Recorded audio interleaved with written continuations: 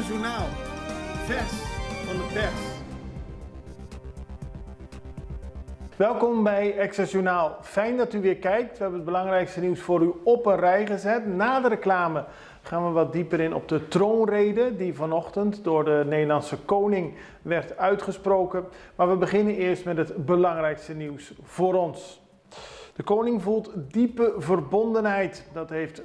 Dat heeft koning Willem-Alexander vanochtend gezegd bij het uitspreken van de troonrede.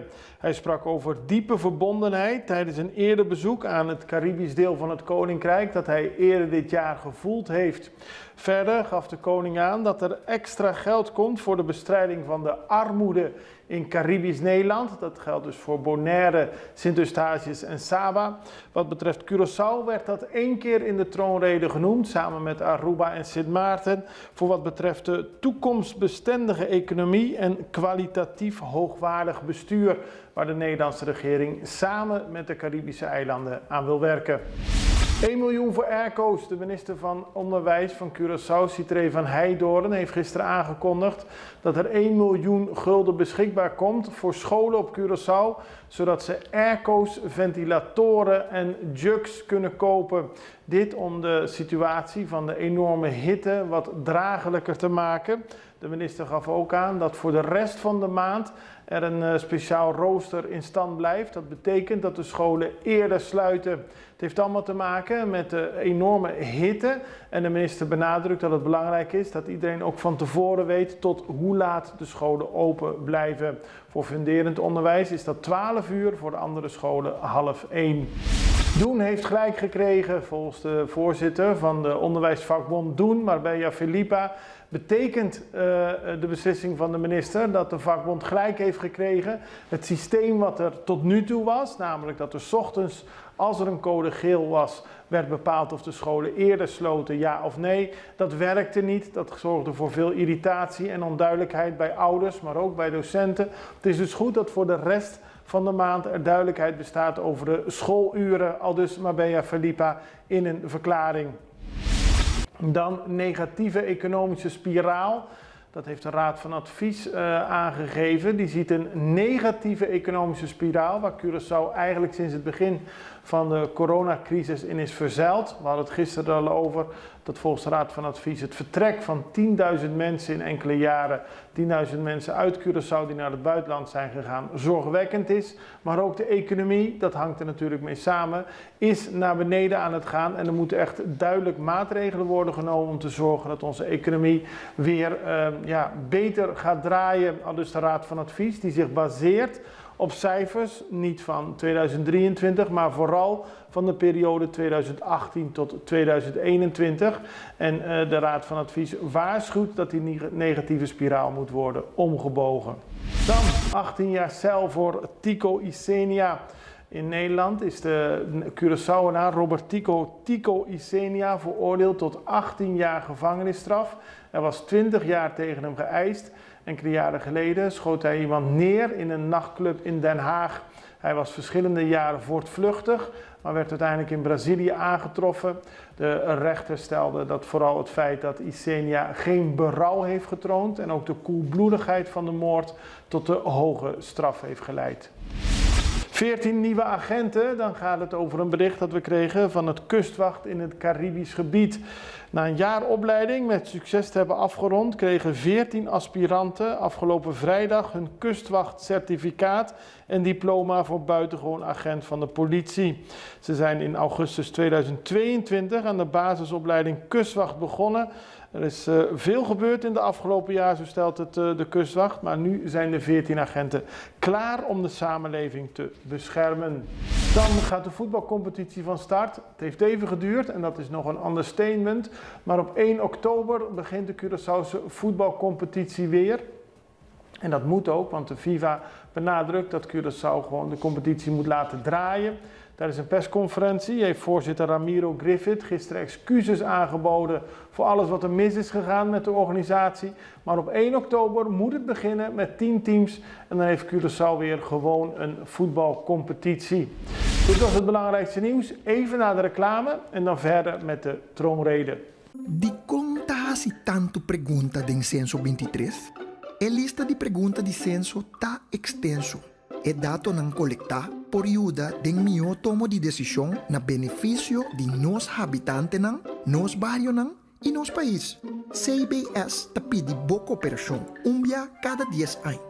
Nós está apreciar que você terá tempo para contestar a pergunta na censo 23 de maneira abrir. O processo está relativamente fácil se você cooperar. Nos encuestadores está bom de trem e está honra boa privacidade. Está suma dados de tua família e usa coletivamente. Pergunta está vai tocante habitante de casa de família e tocante vivienda.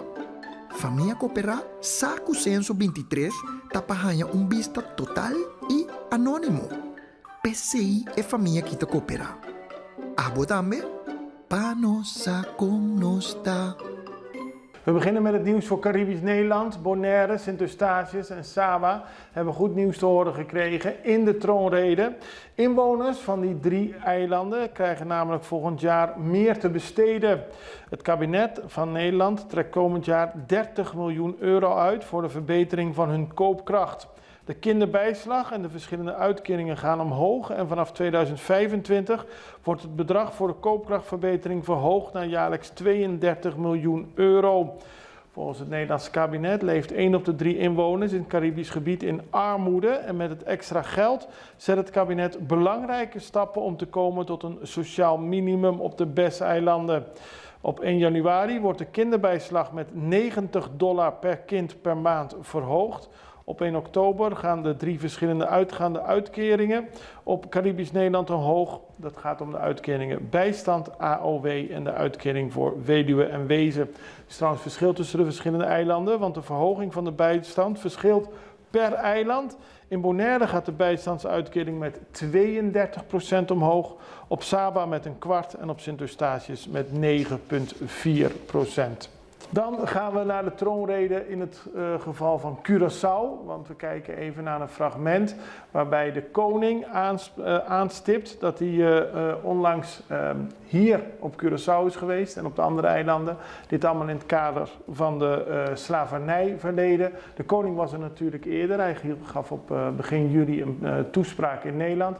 Maar begin dit jaar bracht hij een bezoek aan Curaçao.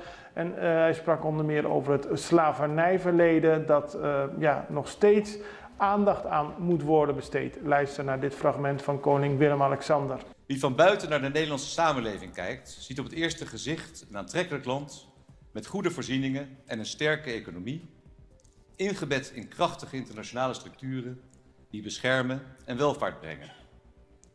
Maar achter dat positieve beeld gaat de permanente opdracht schuil om te blijven werken aan kansengelijkheid, bestaanszekerheid en perspectief. Voor lang niet iedereen zijn een fatsoenlijk huis, een goede gezondheid en een veilige thuissituatie vanzelfsprekend. Niet elk kind krijgt dezelfde kans op een goede toekomst. En niet iedere inwoner van ons land voelt zich gehoord en gezien. Er is nog altijd discriminatie en racistische uitsluiting in de samenleving. Ook daarom blijft de verwerking van het slavernijverleden juist na dit herdenkingsjaar in het hele Koninkrijk hoog op de agenda staan. Zodat we na erkenning en excuses samen mogen werken aan heling, verzoening en herstel. Verder wordt Curaçao 1 keer daadwerkelijk genoemd en dat betreft de toekomstige economie en kwalitatief hoogwaardig bestuur. Kijk naar het volgende fragment. De basis van onze welvaart wordt iedere dag opnieuw gelegd door het innovatieve Nederlandse bedrijfsleven. Van familiebedrijf tot multinational en van boerenerf tot Brainport Eindhoven. Verdienen komt altijd voor verdelen. Het zijn de ondernemers die zorgen voor de financiële mogelijkheden om de grote maatschappelijke kwesties te kunnen aanpakken. Het kabinet blijft streven naar een zo aantrekkelijk mogelijk ondernemingsklimaat met oog voor de problemen waar ondernemers mee kampen, zoals de krappe arbeidsmarkt.